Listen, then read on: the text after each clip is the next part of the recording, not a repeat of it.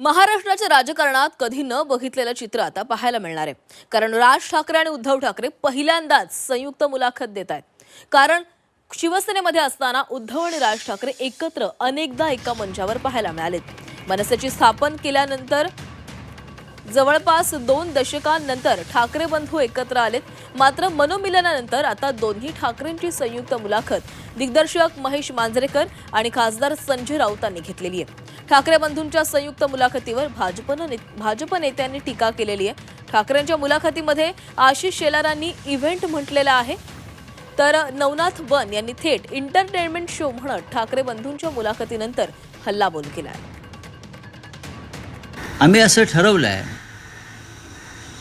की मुंबई आणि महाराष्ट्राच्या विकासासंदर्भातच त्यांच्याशी चर्चा करावी.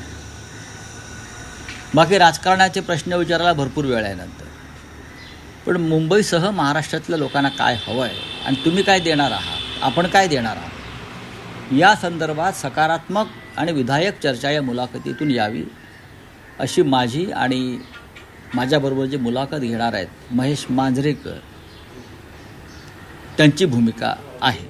ठाकरे बंधूची मुलाखत मी परवाच सांगितलं की त्यांनी त्यांना लिहून दिलं असेल, त्यांनी त्यांना लिहून दिलं असेल, दोघं एकामेकाला उत्तर देतील. तिसरं काहीच त्या मुलाखतीत नाही आहे. त्यामुळं फार काही सिरियस त्या मुलाखतीचं कोणी घेत नाही. लोक त्याची उत्सुकता लोकांची संपलेली आहे. ठाकरे काय बोलतील याची उत्सुकता मात्र लोकात नाही आहे. प्रयत्न करायला काय अडचण आहे? केवळ इव्हेंट आणि इव्हेंटवरनं मतं मिळवणं याच्यावर या दोघांचं काम चालू आहे. आणि महायुतीचं काम जमिनीवर, रस्त्यावर, लोकांबरोबर संवाद संपर्कातून चालू आहे. आणि इव्हेंटमधून मतं मिळतात हा त्यांचा गैरसमज आहे. तुम्ही आपली टिमकी वाजवत बसा.